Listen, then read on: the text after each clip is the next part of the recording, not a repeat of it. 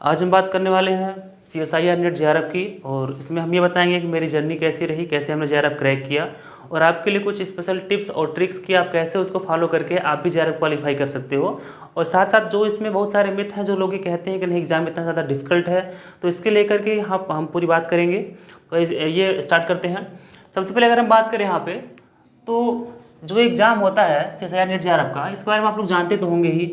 अगर नहीं पता तो इतना जान लीजिए कि जब आप PG में इनरोल हो जाते हैं तो आप आप ये हो जाते हैं एलिजिबल कि आप ये फॉर्म फिल कर सकते हैं। ठीक है, मतलब इसके लिए क्या है कि मिनिमम एलिजिबिलिटी क्राइटेरिया ये है कि आपको PG में इनरोल होना पड़ेगा कम से कम। मतलब जब आप यहाँ BSc पूरा कर लेंगे, BSc पूरा करने के बाद जब आप MSc में जाएंगे तो ही आप यहाँ पे इसका फॉर्म भर सकते हैं CSIR net JRF life science का, स्पेशली बात कर रहे हैं यहाँ पे। तो आपका यहाँ पे क्या है कि आपको PG में अपीयरिंग या फिर PG में आपका इनरोलमेंट होना चाहिए, ये इसकी एलिजिबिलिटी क्राइटेरिया है। और ऐसे अगर बात करें एग्जाम की, तो ये साल में आपका 2 बार होता है, एक जून में एक दिसंबर में। तो ये थोड़ा सा होगा कि इसके बारे में क्या होता है, कैसे होता है। अगर ये बताएं कि इसको क्रैक करने से क्या फ़ायदा होता है, तो बेसिकली ये होता है कि कुछ लोग बोलते हैं ना कि हम नेट हम JRF है, तो एक्चुअली एग्जाम एक ही होता है। जो टॉप रैंकर होते हैं उनको JRF मिलता है, जो उससे थोड़े लो रैंक के होते हैं उनको यहाँ पे नेट की कैटेगरी मिलता है। मतलब इसको बोलते हैं लेक्चरशिप या फिर LSB बोलते हैं इसको। ठीक है, अगर हम बात करें अपनी जर्नी की, तो फिर ऐसा नहीं कि हम बहुत पहले से काफ़ी अच्छे थे पढ़ने। इस तरह से हमारी पूरी एजुकेशन जो हुई है स्कूलिंग की, वो हुई है UP बोर्ड हिंदी मीडियम में। और हमने हाई स्कूल पास किया 12 में, और इंटर हमारा हुआ था 14 में। उसके बाद हमने 17 में BSc पूरा किया। BSc हमारा काशी विद्यापीठ के एक कॉलेज से हुआ था, जो कि बेसिकली गांव से है। ऐसा नहीं कि शहर में फिर कहीं हमने कोचिंग लिया था। और BSc में अगर बात करें अपने परसेंटेज की, तो मेरे सिर्फ 58% थे BSc के टाइम पे। फिर हमने एंट्रेंस दिया और हमारा एडमिशन हो गया यूनिवर्सिटी ऑफ इलाहाबाद में। ठीक है, वहाँ हमने MSc जूलॉजी में एडमिशन लिया। MSc में एडमिशन लेने तक मुझे ये नहीं पता था कि ये एग्ज़ाम क्या होता है, इसके क्या क्या स्कोप है, और इसको करने के बाद हम कहाँ जा सकते हैं रिसर्च करने। जब यहाँ पे आया तो यहाँ का अलग माहौल था। यहाँ बच्चे काफ़ी एडवांस थे कि जिनको ये पता था कि एग्ज़ाम होता है, क्योंकि वहाँ जो टीचर थे, फैकल्टी थी, जो उनके सीनियर, सबको पता था कि एग्ज़ाम कितना अच्छा है और क्या क्या इसके बेनिफिट हैं। तो फिर मुझे यहाँ पता चला कि एक ऐसा एग्ज़ाम भी होता है, इसको क्रैक करने के बाद काफ़ी ज़्यादा हमें हेल्पफुल सकता है आगे रिसर्च करने में, फिर आगे जाने में इस फील्ड में। फिर मुझे जब पता चला तो हमने सोचा ठीक है, अगर एलिजिबिलिटी हमारी हो गई है तो हम फिल कर सकते हैं। तो फिर हमने यहाँ पे 3rd सेमेस्टर के स्टार्टिंग में हमने इसको पहली बार फॉर्म भरा था।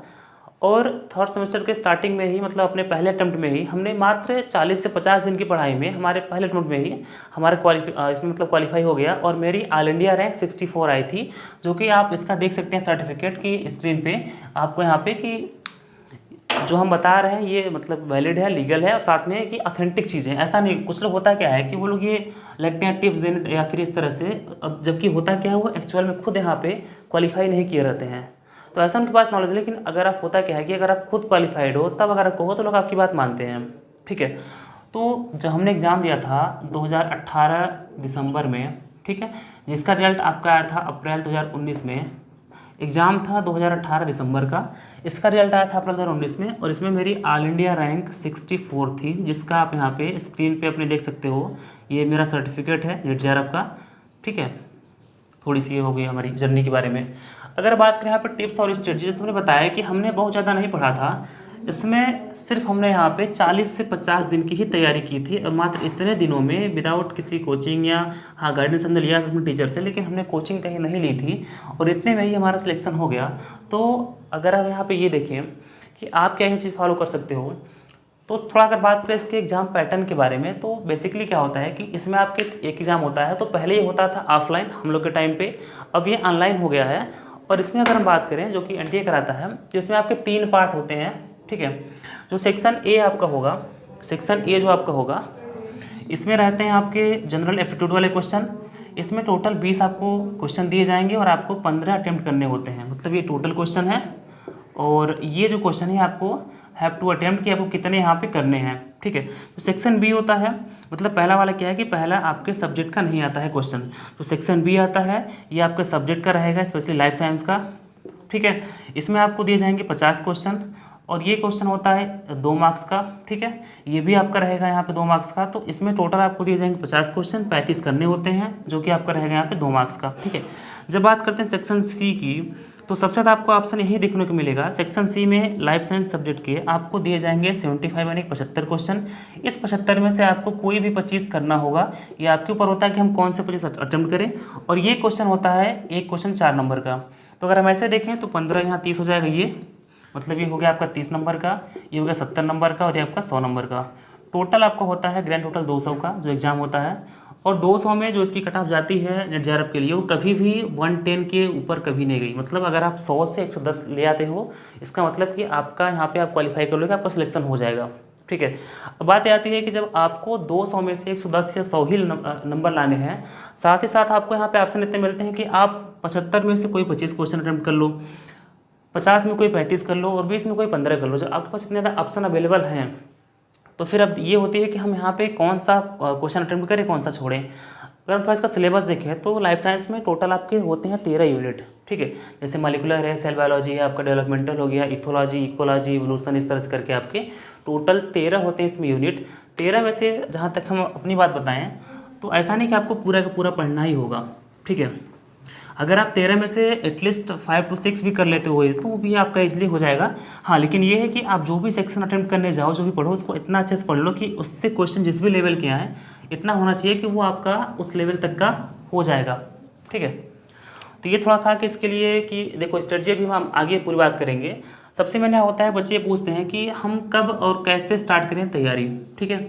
जैसा हमने बताया कि इसके लिए क्या होती है कि एलिजिबिलिटी क्राइटेरिया है कि आपका एमएससी में इनरोलमेंट होना चाहिए। मतलब आप एमएससी में पेयरिंग या फिर फर्स्ट से लेकर के 4th सेम तक होने चाहिए। ठीक है। ये इसके यहाँ पे मिनिमम एलिजिबिलिटी क्राइटेरिया है। तो ऐसा नहीं कि यहाँ जो बच्चे बीएससी में हैं या फिर जो थोड़े गाँव से हैं वो इसकी तैयारी ना करें, क्योंकि ये एग्ज़ाम ऐसा होता है। ठीक है। होता क्या है कि अगर हम सिलेबस को देखें तो बहुत सारे टॉपिक ऐसे हैं जो कि आपको बीएससी के दौरान ही पढ़ने पड़ते हैं। तो इसमें थोड़ा सा ये ध्यान रखना पड़ता है कि जो क्वेश्चन इसके आते हैं इस एग्ज़ाम में, उनका लेवल इतना अच्छा होता है, इतना मतलब हाई लेवल का होता है कि वो आपसे बीएससी अगर करोगे तो नॉर्मल आपसे नहीं क्रैक होगा। ठीक है।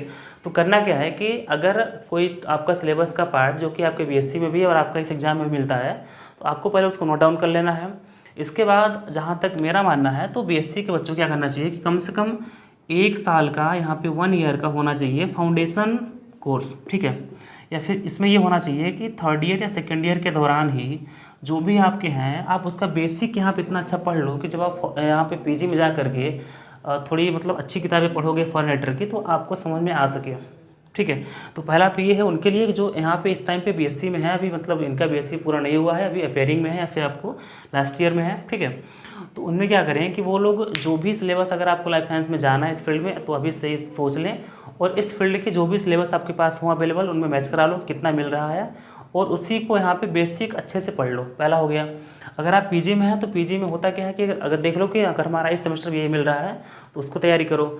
और कभी भी ये ध्यान मत देना कि यहाँ होता क्या है कि बच्चे ये पूछते हैं कि हम कम पढ़ के ले लें। देखिए कम पढ़ना अच्छी बात है, लेकिन जिस भी सेक्शन को अटेम्प्ट करने आप जा रहे हो, ठीक है, क्योंकि देखिए यहाँ पे ओपन चैलेंज है कि आपको सेक्शन सी में 75 क्वेश्चन दिए जाएंगे, कोई 25 आपको करना होगा।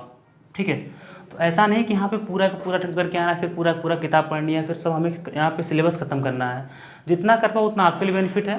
लेकिन मेरा हमने मतलब क्या गया था कि हम सिर्फ 5 से 6 यूनिट ही पढ़े गए थे और मेरा एटलीस्ट जो हमारा प्लान था वो काफ़ी अच्छा वहाँ पे इम्प्लीमेंट हुआ और रिजल्ट भी हमारे फेवर में आया। ठीक है। तो पहले तो ये है कि तैयारी की कोई फिक्स लिमिट नहीं है कि आप कब यहाँ पर शुरू करो। ठीक है। आप बीएससी में हो, एमएससी में हो, एमएससी पास किए हो, जब भी आपको यहाँ लगे कि आप तैयारी करना चाहिए, आप इसके मतलब करने के लायक हैं, देखिए तो फिर आप इसकी तैयारी कर सकते हैं। ठीक। इसको बात करेंगे रिसोर्सेज और बुक लिस्ट की। तो रिसोर्सेज में क्या है कि अगर आप सिर्फ फाउंडेशन कर रहे हैं यानी कि इसका बेसिक पढ़ रहे हैं तो इसके लिए आप जो इंडियन राइटर की बुक है तो आप इसको प्रेफर कर सकते हैं, किसी भी इंडियन राइटर की बुक। लेकिन जब चाहते हैं तो जो क्वेश्चन आता है इस एग्ज़ाम का वो होता है एप्लीकेशन लेवल का। ऐसा नहीं कि जो क्वेश्चन आपको सीधे सीधे दिया जाएगा। आप थ्योरी पढ़ते हो तो थ्योरी पढ़ने के बाद जितना टफ है, जिस डायमेंशन में क्वेश्चन बन सकते हैं आपको ऐसे क्वेश्चन इससे बन के आएंगे। तो ये है कि अगर आप बीएससी में हो तो देख लो कि जितनी किताबें अवेलेबल हैं उसको पढ़ लो। प्लस सबसे बेस्ट किताबें इसकी आती है फॉरेन राइटर की। जैसे एक एक सेक्शन के लिए आपको अलग अलग किताब आती है स्पेशली, जैसे वाटसन है जेनेटिक्स के लिए, ठीक है, गिलबर्ट है डेवलपमेंटल के लिए, कार्प है, कूपर है, ठीक है, इस तरह से क्यूबे की है। बहुत सारी किताबें हैं। इसकी हम अलग से यहाँ पे आपको दे देंगे प्लेलिस्ट पूरा इसका कि यहाँ पे कौन कौन सी किताब फॉलो करो, कैसे कैसे पढ़ो। बट इन फॉरेन राइटर किताबों को पढ़ने के पहले जितना बेसिक्स आपके क्लियर हो सकते हैं वो उतना कर लीजिए, क्योंकि ये आपके लिए बेनिफिट रहेगा इसका। ठीक, इतना अगर हो गया है तो फिर आप सिलेक्टेड पढ़ो। और सबसे मेन ये है कि आप देख लो कि लास्ट 4 साल के जो आपके पेपर हैं प्रीवियस ईयर के, आप उनको एक बार देख लो कि क्वेश्चन कैसे कैसे आ रहे हैं और कौन कौन सा सेक्शन आपसे अटेम्प्ट हो जा रहा है, कौन सा आपको नहीं हो रहा है। क्योंकि होता क्या है कि लाइफ साइंस में अगर कोई बच्चा जूलॉजी से है, बॉटनी से है, माइक्रोबायोलॉजी से है, या फिर बायोकेमिस्ट्री से है, बायोटेक से है, तो सब बच्चे यहाँ पे जा करके लाइफ साइंस का एग्जाम ही देते हैं।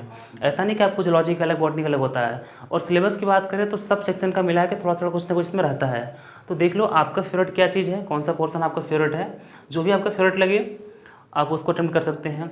ठीक है, और इसके बाद भी अगर कोई आपका और भी डाउट हो तो आप नीचे कमेंट सेक्शन में लिख दीजिएगा, उसका आंसर दिया जाएगा और ऑन डिमांड आपके उस पर अलग से वीडियो बना के आपको समझाया जाएगा, फिर आपका डाउट दूर किया जाएगा।